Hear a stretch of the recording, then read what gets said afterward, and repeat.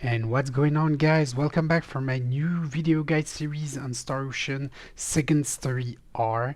The game just released, and as with every Star Ocean game, there are a lot of things we can do early on to break the game open. I want to make sure that before you follow this guide, you know that it will drastically lower the difficulty, even if you choose the hardest one, the universe one, I think it's called. But if you're still here and you want to know how to get multiple endgame weapons, a mount, a lot of hidden treasures, the super handy pickpocket abilities, and lots of falls and other items before going to Krosse Cave, which is about hitting 3 hours of gameplay on the clock, you've come to the right place. So, the very first step, you're going to start the game and choose whoever character you want to play. I've personally chosen Rena for my first playthrough. After a few cutscenes, open up the menu and check if you have nimble fingers talent, as it will be really important for pickpocketing later on. Lucky for me, I had it on my first go. Next, we are going to avoid most battles and progress until we free her from whatever his name is, from his weird cave dungeon. Just be careful with the boss if you're playing in hard difficulty, as any hit can be lethal, but he's also really easy to stun lock and beat to death. It will unlock your second character, Claude, and also the ability to fast travel. After that, you want to keep following the story until you unlock Celine in Krosse. Side note, you don't want to miss the PA, the private action, in Arlia between Rena and Claude before entering Krosse. Also, you want to absolutely keep all your BP, SP and fall that you get along the way. We're going to need them, I assure you. So now that you have Celine, you also get access to missions and item creation, which opens up the possibilities of what we can do and exploit in the game.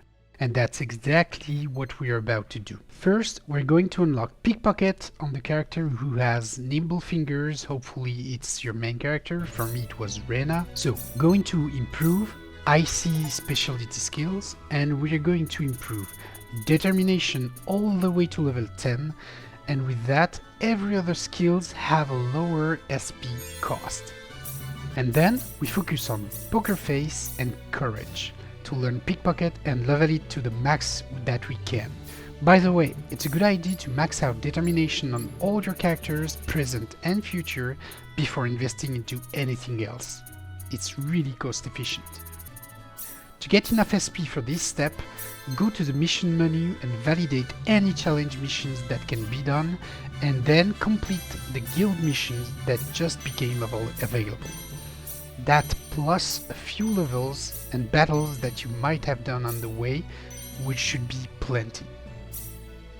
For the rest of your characters, I would advise to keep your SP for Claude for now, but with Celine, we're going to spend them in Purity, which give us full money for each level.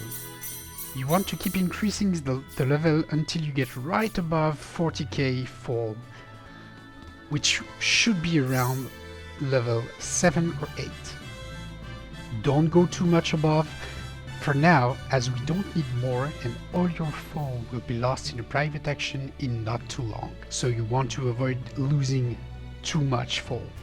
Now that we have 40k available, we are heading to this town, Harley, to purchase the Thieves' Gloves. For that, we're going to head to the item shop and go get them for the 40k, of course. And this will unlock Pickpocket. Okay, so now all the setup is basically done. If you have any fall left, go to the item shop and purchase cheap crafting items like vegetables, fruits, eggs, etc. in order to craft any items we've never got into our inventory. The goal is to complete the mission, complete 10% of the item encyclopedia. If you don't have the money yet, don't worry, we are going to pick up a few chests here and there that should help you complete the mission. And we finally have our goodie box. If you don't know, this item will give you 3 items randomly on a pool of more than 300 items. Some are absolute garbage, while others are, let's say, endgame weapons or consumables. And of course, we're going to exploit it to get the best weapon we can get right now. But not yet. We're still not done. We're actually going to get a second one right now, actually. We're going to run to Mars for the next one. Pick up a few treasure chests, or grab a few fish along the way if you haven't completed the 10% inventory missions. Oh, and by the way, before we go anywhere, we're going to put a few points in danger radar for Claude, just to unlock scouting, which will make getting levels and experience points way easier later on, and right now it will make traveling the map easier because we can avoid battle. To activate it, go to your IC specialty in scouting and select Claude to avoid enemies.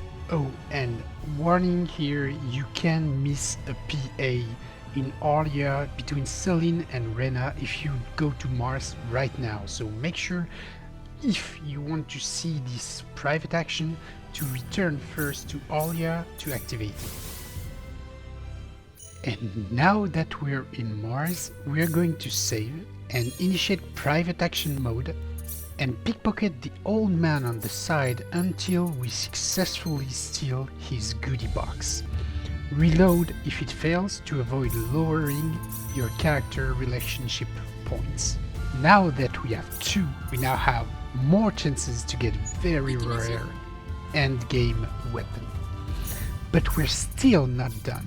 Now we're going to visit this point of interest on the map, right near the port town of Kurrik, to get the benefaction card, which is basically a small goodie box, which only gives you one item instead of three, but it's still the same pool of items.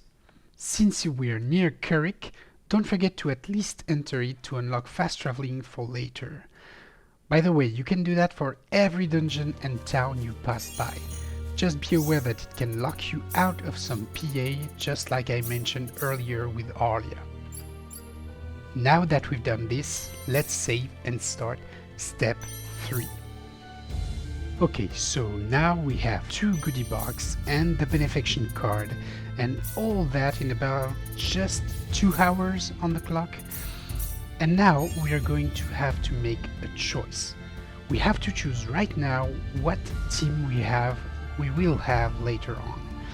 My personal choice as Rena's playthrough are already set, so I know what weapons I want for what characters out of those boxes. You should make that decision before opening them. Alternatively, if you don't want to, you could go for the best sword for Claude right now and don't open the rest of your boxes until later on. Once that is done, it's time to start the gacha game. It's quite easy, we're going for at least one best weapon per goodie box or card. And I want to reiterate once more that any of those weapons will destroy the difficulty of the game for a while, as they are part of the endgame equipment. Once you're settled, start opening the goodie boxes and reloading your game if you don't get what you want. My recommendation is at least going for the Sword of Marvel for Claude and the Sorceress Knuckles for Rena, but the choice is yours. This step took me about 15 to 20 minutes of reloading. If you're even more patient than I was, you could try to go for at least 2 great items out of the 3 in one of the goodie box. But this could very well take you multiple hours, so it's really up to you. I settled on those 2 items I mentioned, with my first goodie box being a Marvel Sword and using the card to get the Sorcerer's Knuckles. I kept my second goodie box for later to see what character I will be using the most and to get him a great weapon early on.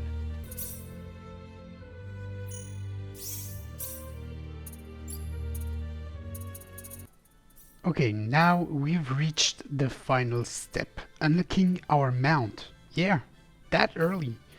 We just need a bit more SP to level up our familiar IC skill to level 4 on both Claude and Rena.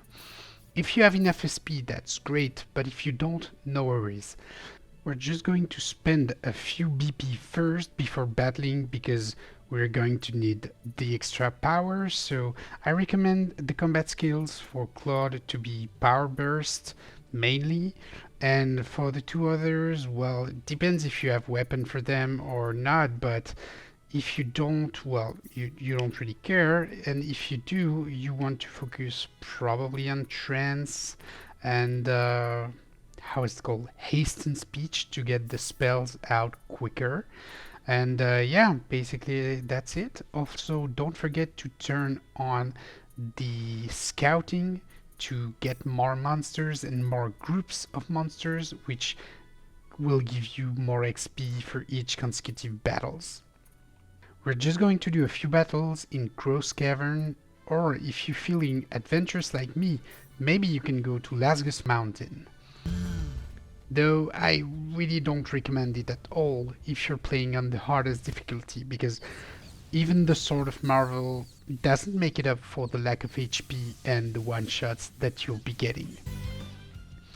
If you do manage to kill enemies there, you will of course get a bunch of levels in one fight. Once you have enough SP, just level up the familiar to level 4 on 2 characters and it will unlock Bunny Call.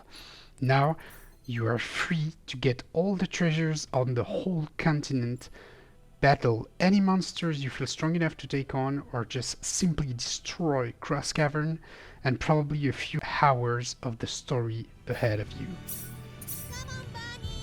And there you have it, folks. Now you're all set to start your Star Ocean Second Story Arc journey with a bang. But now you have all the power in the world that you need for the early game of Star Ocean Second Story Arc. We basically have the best weapons we can get, we have all the powers that we need to defeat monsters and boss for a few hours, I'm sure, and we have the mount, which gets us access to every treasure in the game, at least on the continent, and we also have one more goodie box for when we unlocked our future characters. So there you have it, guys. I hope you enjoyed this video and you liked this guide, and if you liked it and want more, don't forget to like, subscribe, and stay tuned for more guides on Star Ocean Second Story Arc. I will be providing more tips and tricks to help you optimize your gameplay experience. So have fun, guys, and I'll see you in the next one.